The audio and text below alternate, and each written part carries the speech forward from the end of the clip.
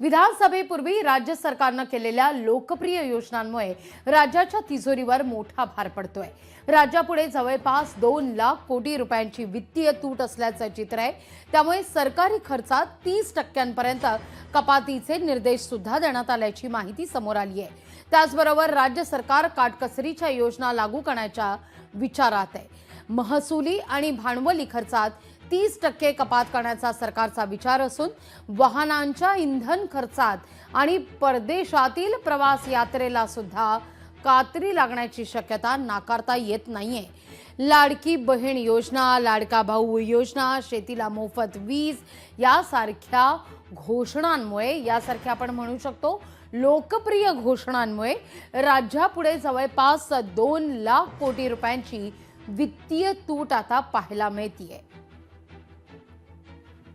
या सगळ्याविषयी अधिक माहिती घेऊया आपल्या प्रतिनिधी मीनाक्षी म्हात्रे यांच्याकडून। मीनाक्षी, अगदी काही दिवसांवरच येऊन ठेपलेला आहे राज्याचा अर्थसंकल्प 3 मार्चला मांडला जाणार आहे।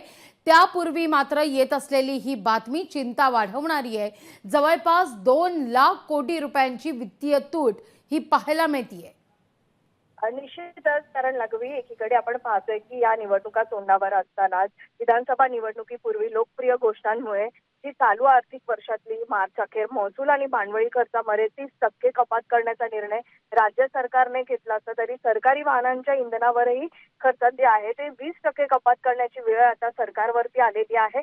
खर तर मुख्यमंत्री माझी लाडकी बहीण आणि लाडका भाऊ, शेतकऱ्यांना मोफत वीज अशा घोषणांमुळे 2 लाख कोटीपेक्षा देखील अधिकची जी तूट आहे ती देखील पुरेशी निधीचा अभाव जो आहे यावेळी सरकारवरती आलेला आहे आणि त्यामुळे संपूर्णतः आपण पाहतोय की खर्च वाढला तरी राज्याची आर्थिक परिस्थिती जी आहे ती भक्कम असल्याचा देखील निर्वाळा मुख्यमंत्री देवेंद्र फडणवीस आणि उपमुख्यमंत्री वित्तमंत्री असलेले अजित पवार हे वारंवार देत होते। पण खर्चासाठी पुरेसे पैसे उपलब्ध नसल्यामुळे भांडवली खर्चामध्ये 30% कपात सरकारला करावी लागली आहे आणि या सगळ्यात जर आपण पाहिलं तर आता आवश्यक खर्चासाठी निधीची जी उपलब्धता लक्षात घेऊन या संपूर्ण मूळ अर्थसंकल्पीय तरतुदीपैकी 70% रक्कम जी आहे ती खर्च करण्यात यावी असं देखील आदेश आता काढण्यात आलेला आहे। त्यामुळे निश्चितच चिंता वाढवणारी बातमी आहे मुंबईकर असो किंवा मग येणाऱ्या आता अर्थसंकल्पामध्ये ह्या सगळ्याचा अगदी त्यामुळे अर्थसंकल्प हा नेमका कसा सादर केला जातो, अनेक योजना या संतुलित ठेवून अर्थसंकल्प सादर होतोय